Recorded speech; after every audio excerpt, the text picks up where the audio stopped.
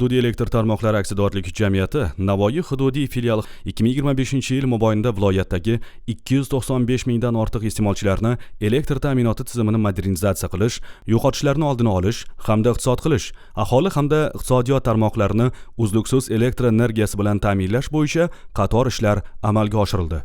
Jumladan, joriy yilda 1485 kilometrdan ortiq havo elektr uzatish tarmoqlari, 6 ta yuqori kuchlanishli podstansiya va 371 ta transformator punktlari mukammal ta'mirlandi. Shuningdek, 3229 kilometrdan ziyod tarmoqlar, 74 ta podstansiya va 847 ta transformator punktlarida joriy ta'mirlash ishlari to'liq yakunlandi. Mamlakatimiz prezidenti qarorlari asosida 2025-yil davomida kambag'allikdan farovonlik sari dasturi doirasida 194 kilometrdan ortiq elektr tarmoqlari va 51 ta transformator punkti qurildi. Navoiy viloyatini ijtimoiy-iqtisodiy rivojlantirish dasturi asosida 201 kilometrdan ortiq elektr tarmoqlari va 22 ta transformator punkti barpo etildi. Zarbdor tajribasi asosida shakllantirilgan driver loyihalari doirasida esa 12,5 kilometr tarmoq va 18 ta transformator punkti foydalanishga topshirildi. G'azg'on shahrida sanoat korxonalarini uzluksiz elektr energiyasi bilan ta'minlash maqsadida 110 kilovatli 2 zanjirli yangi elektr tarmoqlari qurilib, obyekt to'liq ishga tushirildi. Albatta, ob-havo haroratining pasayishi elektr ta'minotiga bo'lgan talabni yanada oshirishi tabiiy. Joriy yil davomida har bir hududda avariya holatlarini oldini olish va xavfsizlik talablarini kuchaytirishga alohida e'tibor berildi. Jumladan, avariyalarni tezkor bartaraf etish maqsadida 64 ta maxsus brigada, 245 nafar ishchi, 92 ta maxsus avtotransport jalb etilgan.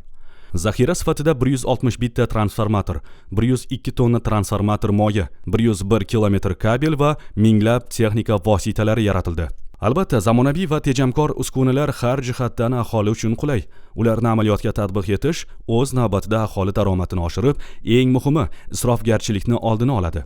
Bugungi kunda jami 6700 dan ortiq iste'molchi tomonidan 102 megavat quyosh panellari o'rnatilgan bo'lsa, shundan 3900 ta aholi iste'molchilari tomonidan 24 megavat quvvatdagi quyosh panellari hamda 62 ming litr gelio kollektorlar o'rnatilgan. Ushbu qurilmalar orqali ishlab chiqarilgan va o'z iste'molidan ortgan qismini tarmoqqa uzatgan aholi iste'molchilariga 2023-yildan buyon 12 milliard so'm davlat tomonidan to'lab berilgan bo'lsa, ulgurji iste'molchilariga hududiy elektr tarmoqlari aksiyadorlik jamiyati tomonidan 17,8 milliard so'm to'lab berildi. Iste'molchilarga elektr energiyasini iqtisod qilish bilan birga oylik daromad ko'rish imkoniyati yaratildi. Reaktiv energiyani kompensatsiya qilish maqsadida 288 ta qurilmalar o'rnatish rejalashtirilgan bo'lib, 393 ta qurilma o'rnatilib, reja 136% ga bajarilishi ta'minlandi. Shu bilan bir qatorda tashkiliy texnik talablarni bajarish hisobidan 11 oy davomida o'tgan yilning mos davriga nisbatan 120,5 million kilovat soat yoki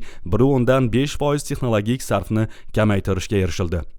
Ushbu ko'rsatkichlar natijasida 2025-yilda iqtisod qilinishi rejalashtirilgan 137,5 million kilovat soatdan 144,5 million kilovat soatdan energiya iqtisod qilinib, yillik reja 105% ga bajarildi. Amalga oshirilgan keng ko'lamli ishlar natijasida Navoiy viloyatida 295 mingdan ortiq aholi xonadonlari va 20 mingdan ziyod tadbirkorlik hamda ijtimoiy soha obyektlariga yetkazib berilayotgan elektr ta'minotining barqarorligi va sifati sezilarli darajada yaxshilandi.